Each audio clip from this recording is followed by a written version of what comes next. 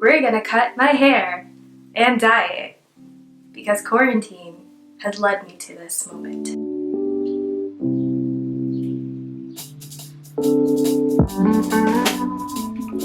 So I'm currently in funny limbo, but it's a good kind. You know, like you're going at a good pace, like a turtle, sturdy and stable as a turtle.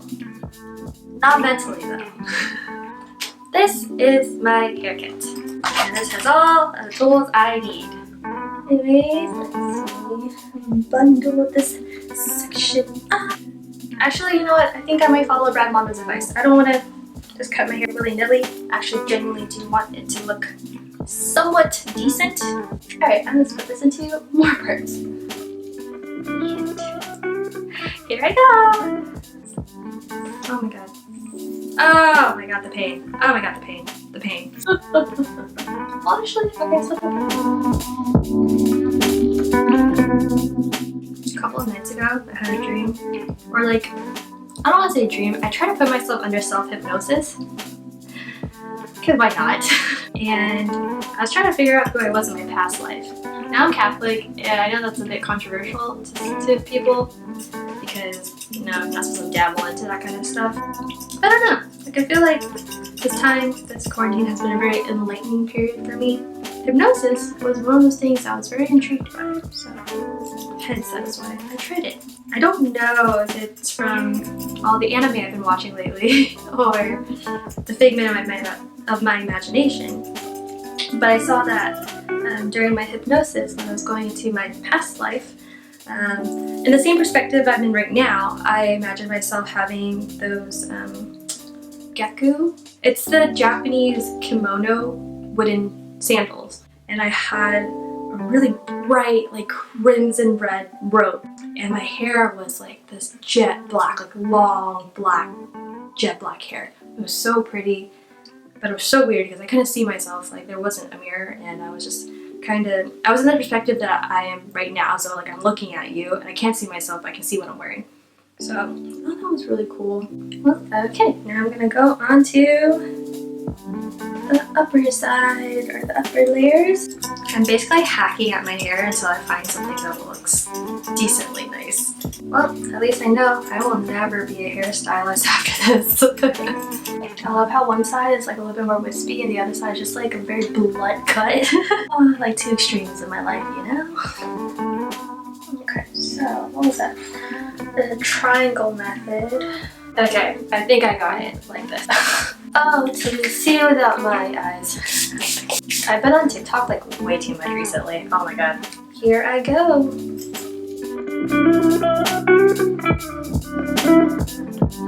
So my battery died earlier, so I couldn't get the parts where I was cutting my hair and blending it out more, and I think it turned out pretty okay, if I say so myself, including my bangs. My bangs were a little bit tricky, so there's that. But now we're going to dye my hair.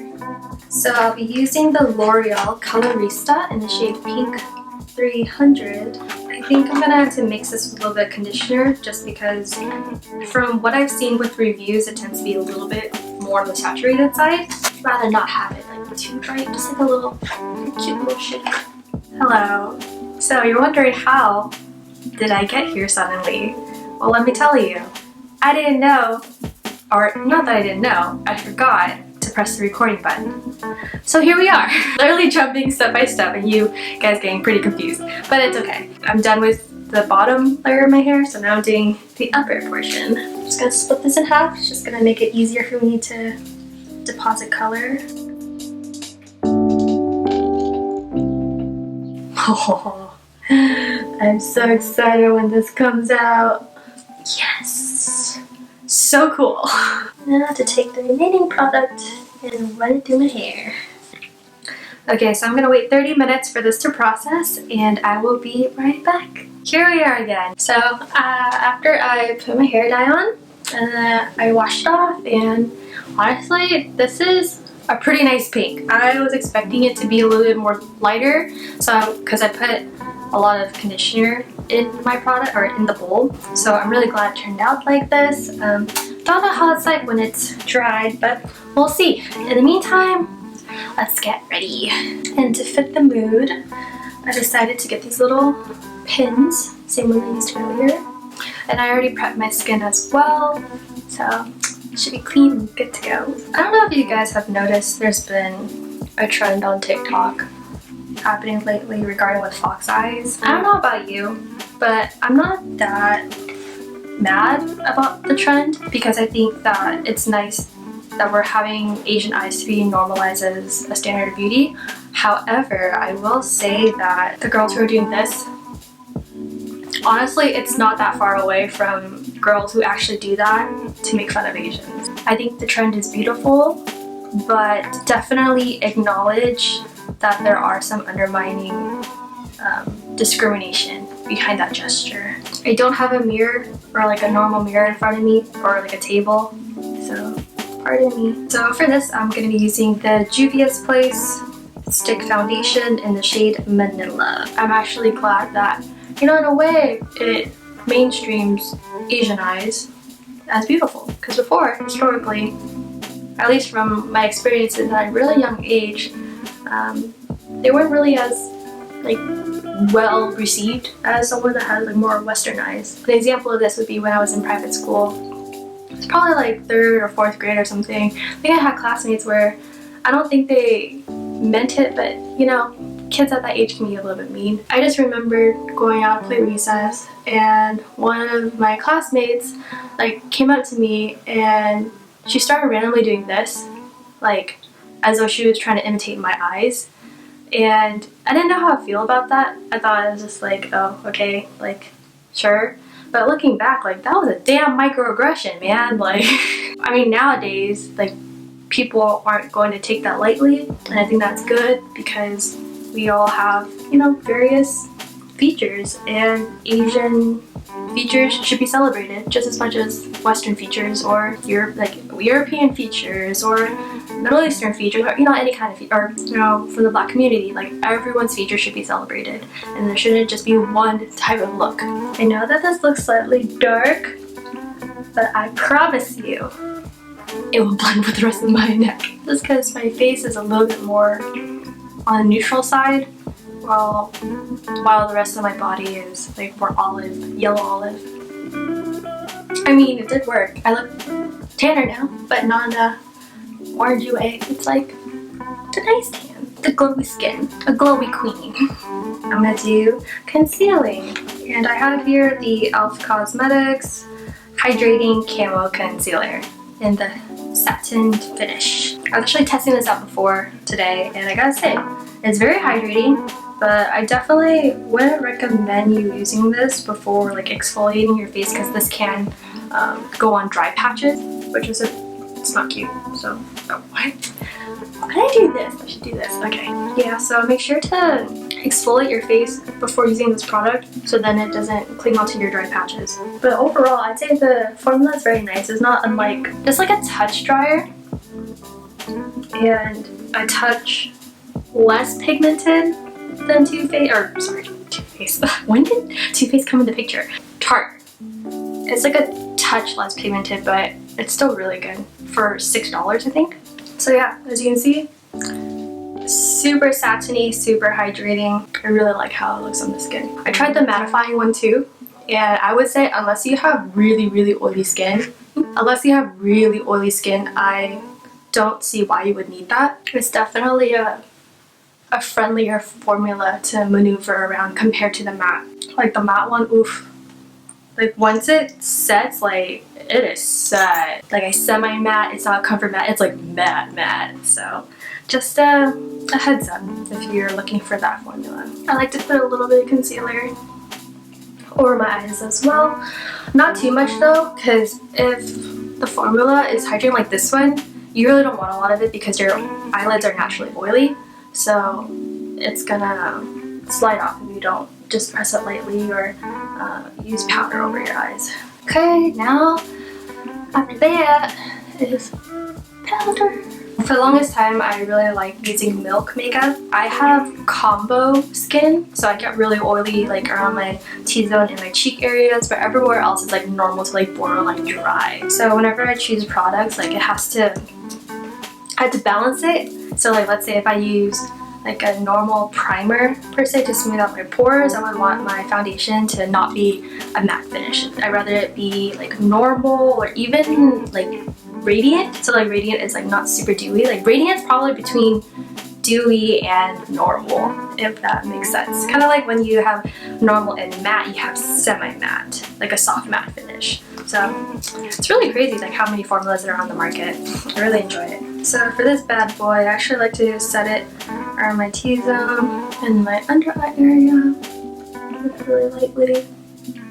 Okay, so next I have the Patrick Ta sheathing wax, and I played with this a few times already, and I must say it's pretty darn good at laminating your brows. I know that we have like soap brows out there. You can use like brow like wax at or a soap bar at the dollar store, but for me personally, I kind of have sensitive skin, so I don't want to risk putting soap that might be irritating for me around my eyebrow area in case I break out. I'd rather just be safe than sorry. What I like to do is that I took 1 spritz of the Makeup Forever setting spray and I put it on the little bed here, and then I start kind of like swishing it back and forth. And I don't want that much spray. I know like out there, like somewhere out there in the makeup sphere, there's a notion where you have to spray it like 3 or 4 times, but I don't think you need that because the product will end up being like super watery, and then when you put it on your brows, it's like as though nothing's happening. So I'd rather you just put 1 spritz, and then once you gather enough product in your spoolie, you can start brushing it upwards. And I find that to be very effective because it's more of a pomade consistency. I don't know if you noticed, but for the brows right here, they're sticking straight up, like in whatever direction I put them on. Like they're sticking up really well. Yeah, so you want to keep brushing this upwards and depositing the product in between. Very nice, it's very simple. And then after that you can take the other side and then you can just start gently pressing the hairs against your skin. Now if you choose to put a product over this after, because I would do that, because I see like there's some areas where it's a little bit more sparse. If you choose to do that, then I would recommend going for like a powder, just because the product itself is it's a waxy substance, so if you have like another waxy substance on top of it, it's really not going to deposit that much color. So I have this really janky powder palette. So yeah, this is really janky looking, I'm so sorry. I've had this for a while, but this is by the Brow Gal, and this is the Convertible Brow in the shade number 2. So this would be for people that have brown hair, essentially. I mean, obviously I have brown hair, or pink. I have pink hair, but it's like, you know, brown to pink, whatever. Anyways, I typically go for the lighter shades, auburn or neutral, just neutral because it's easier. I would just focus on filling in the parts where it's like sparse. So like that little area right there. Definitely use the brow wax with caution, because I feel like you could easily make it like super fluffy to the point where it's just your brow hairs are like super thick. And for me, personally, I know they're a little bit thick, but I kind of want to make it just slightly thinner towards the end of the makeup. Okay, so after that, you want to take your concealer brush. This is kind of like a flat brush, but it kind of tapers off at the tips, so it's almost like angled in a way. I'm just gonna take like a wee bit of this with my concealer and then just clean up right underneath the brow bone, just with slow fashion. I feel like there should be a slowdown in the cosmetic industry. There's too many companies that are hashing out so many products, especially during this time, like, you know, in the pandemic, when a lot of people, I'm sure they don't have jobs, or they're very strapped on cash, you know, so I don't think it's a good idea, nor a good look for companies to be dishing out product after product, like month after month. It's overwhelming, and to the average consumer, it's not appealing whatsoever. At least in my opinion, it makes me more like reluctant on supporting the brand over time. So I'll be using the Too Faced Chocolate Soleil. This is really nice. This is really nice. This one is just like a neutral tone, so I think this works really well for all skin tones. I recommend, you know, when you dip your brush, just dip it a few times and then kind of pat on your hand before you apply it, just so you don't have like patches of bronzer when you first start out. Alright, so here we are. This is the final look. After I dried and curled my hair, the pink started really coming out. And like with my makeup look, it just feels like, I don't know, I just think of watermelon sugar by Harry Styles. Just so immaculate, you know? I would say this is a makeup look meant for just like going out maybe for a couple hours. If you have dry skin, this would be really nice for you just because it's very hydrating and it'll have like a really beautiful radiant finish. However, I will say that the Juvia's place, you will need to set it quite a bit. And if you have dry patches, I recommend you exfoliate before you put on this product. Propa Beauty. Such a beautiful color range. I feel like it's so diverse. It hits all skin tones. For this one, it's like a terracotta, orangey red shade, but it's also very earthy. So I feel like this would be beautiful for people who have like a yellow undertone, olive undertone. Actually, you know, this can work for probably all skin tones. But I do find out my skin looks really beautiful. I can only imagine how it would look like as a shade in the fall because this is more of like a summery to a fall color. So what was it again? The color Limitless. The shade right here is Limitless. Highly recommend this color. So yeah, I guess this is it. I'm really happy with the look. Let me know if you're interested in this kind of look.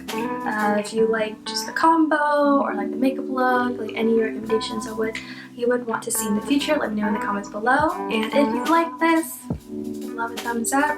If not, then constructive feedback is always appreciated. Thanks again for watching my video and I hope to see you guys next time. Bye!